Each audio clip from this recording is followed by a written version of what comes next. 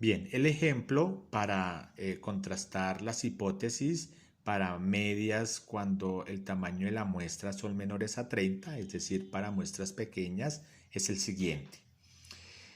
Dice, una prueba con 6 sogas de un cierto fabricante dio una tensión media de ruptura de 7.750 libras, con una desviación estándar de 145 libras. El fabricante anunciaba que la resistencia de todas sus sogas es de 8.000 libras. La pregunta es la siguiente. ¿Se puede determinar a un nivel de significancia del 5% que el fabricante tiene la razón? Entonces, bueno, ahí hemos sacado los parámetros. Tenemos las 6 sogas que se toman como muestra. Es una muestra pequeña.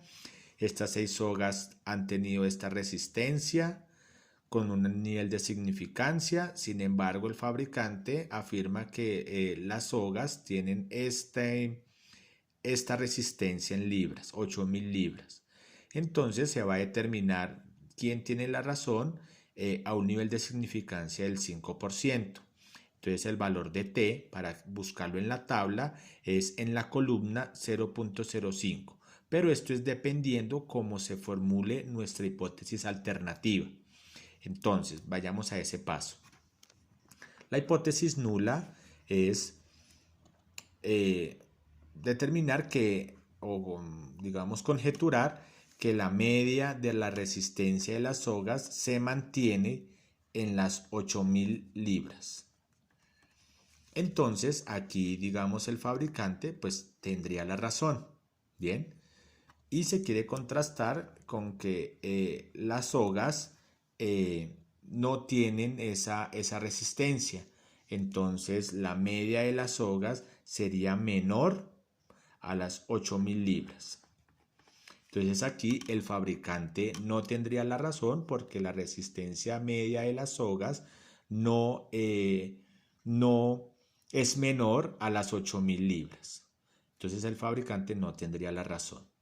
Bien, como nuestra hipótesis alternativa es unilateral, bueno, es menor, entonces nuestra gráfica es unilateral, entonces la parte crítica estaría en la parte izquierda, limitado por un valor de menos t a un nivel de significancia del 5%. Entonces, ¿cómo lo buscamos en la tabla? De la siguiente manera.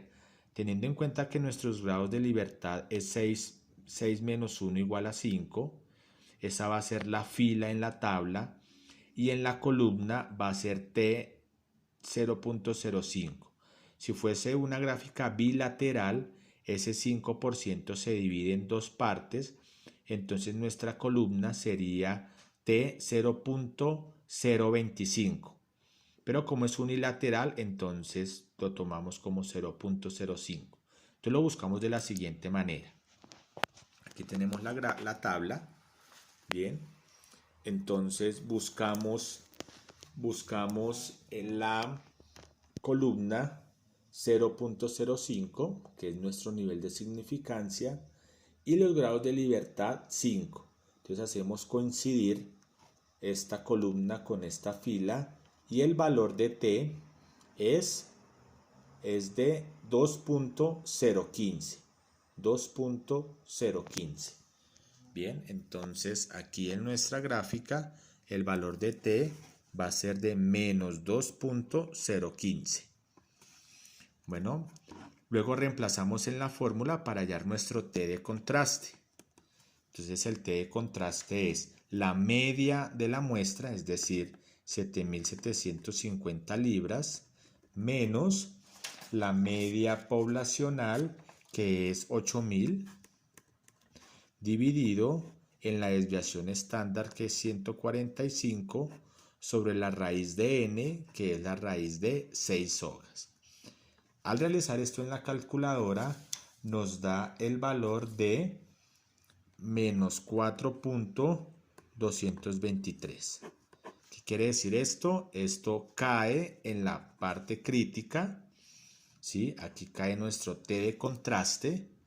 Por tanto, la decisión que se va a tomar es rechazar la hipótesis nula y aceptar la hipótesis alternativa. A la hora de concluir, decimos lo siguiente: a un nivel de significancia del 5%, la resistencia media de todas las sogas es menor a las 8.000 libras. Bien, por tanto, el fabricante no tiene la razón.